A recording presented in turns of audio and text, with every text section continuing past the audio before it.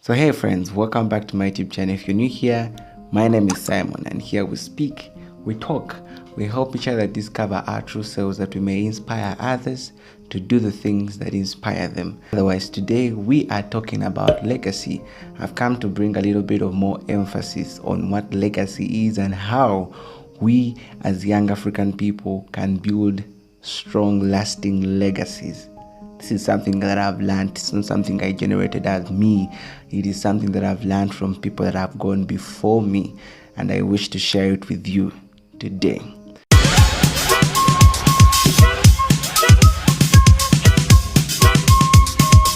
The other day I was having a conversation with some of my friends about legacy, and it happened to be so that they also had the same mindset as many of our young African people.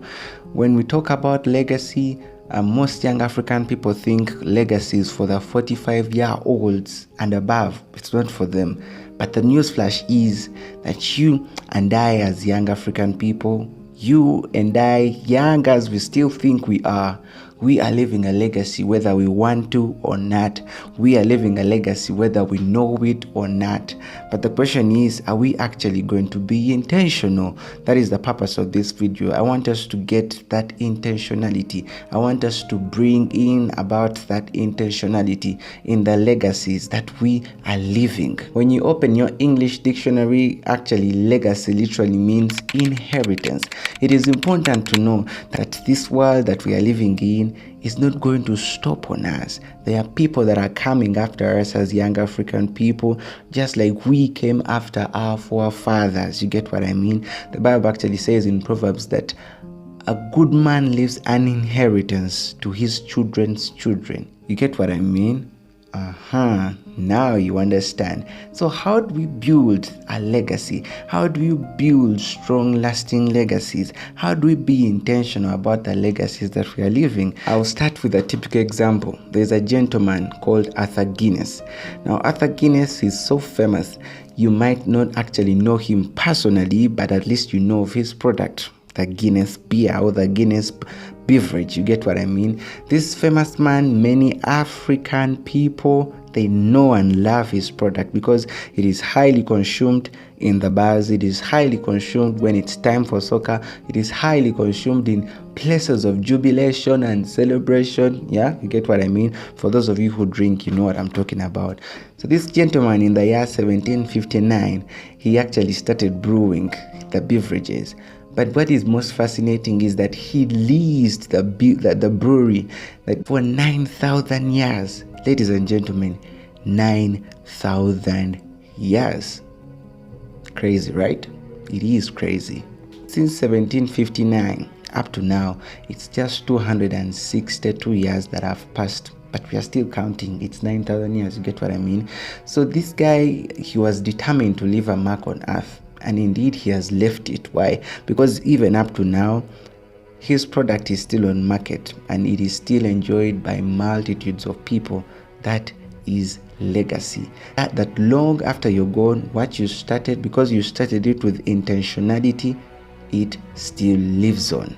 That is legacy. And that is when it came to my realization that if we are to leave legacies, if we are to leave strong legacies for our next generation, because I don't know about your country, but here in Uganda, over 2 million babies are born every single year, and the numbers are increasing every single year. You get what I mean? So that means there are people that are coming after us. This world is not stopping on us. The decisions that we make right now are so very much important because they will have major and great impact onto our tomorrow.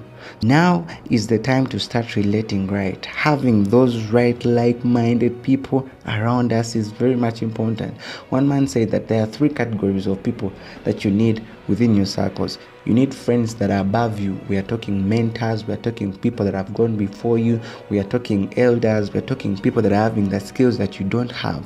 We are talking people that you need to learn from. That is the first category of people that you need.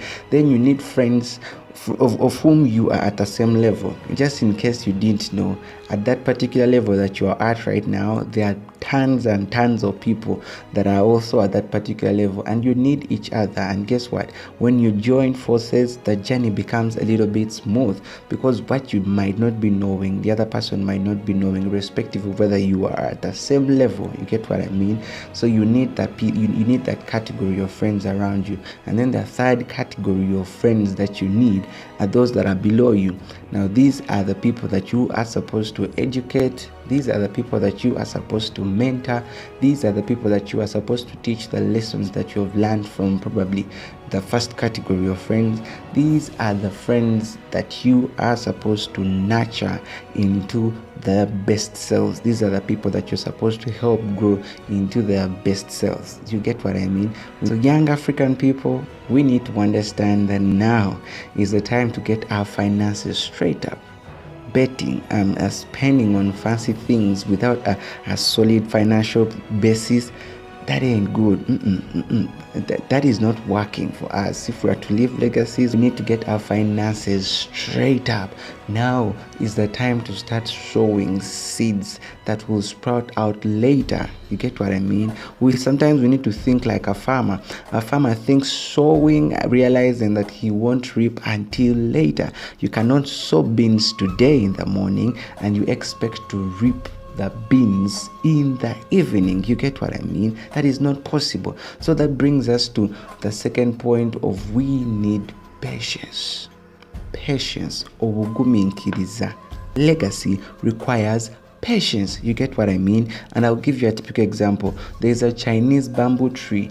The farmer sows the seeds in the ground and then he waters for 5 years without the tree showing any sign of growth. But the moment it sprouts forth out of the ground, it grows to be very tall, and it grows to be very strong, and it grows to be very, very strong. You get what I mean? So that simply shows it simply gives us a lesson or an indication that you might need to be patient when you're building a farm legacy. You get what I mean? I actually think what made Arthur Guinness negotiate a lease of 9,000 years is that he knew there's a point where you need to be patient with a process. So sometimes legacy will take us to be patient and persistent. You get what I mean? And this is the ability to be in the wait, but whilst in there, you still keep on building. That is what we need as young African people. That is what we need to build a legacy. That is how we are going to build long, strong, lasting legacies for those that are coming after us. And lastly, this is what I want to leave us with. I happen to communicate with people who are overseas in the most developed countries across the globe, and they will tell you that the mindset of the people in those countries that we yearn to go to, in those countries that we yearn to go for adventure, we yearn to go to work in, we yearn to go to study from, we yearn to go to have our honeymoons there. Those people in those countries, they chose to look beyond themselves. They did not just look at now, they looked at the future. They looked at the next generations, and they worked so hard to preserve things for the next generations. And the next generations are also doing the same for the next generations. Because why? The previous generations also preserved those things or built those things for them. So I want to let us know that the world is not going to stop on us. It is not going to stop on us.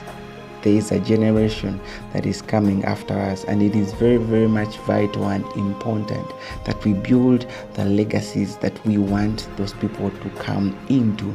They are following our footsteps. They will be following our footsteps just like we were following the footsteps of our forefathers. That is how legacies are built, and this is what I want to let us with. This is the time to plant into our legacy. This is the time to plant seeds.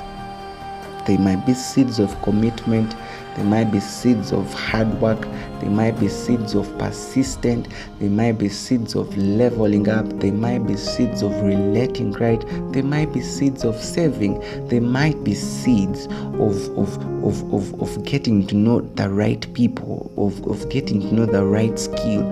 Now is the time to plant those seeds. because the next generation should find something better. That is what we need, and that is what is going to make Africa's legacy to stand out. And I know we can do it. Discover your true selves and inspire others to do the things that inspire them. God bless you, and this is why you and me shouldn't quit. This is why. God bless you, and I'll catch you in the next one. Simon Kine, speaking the African way. Are you with me?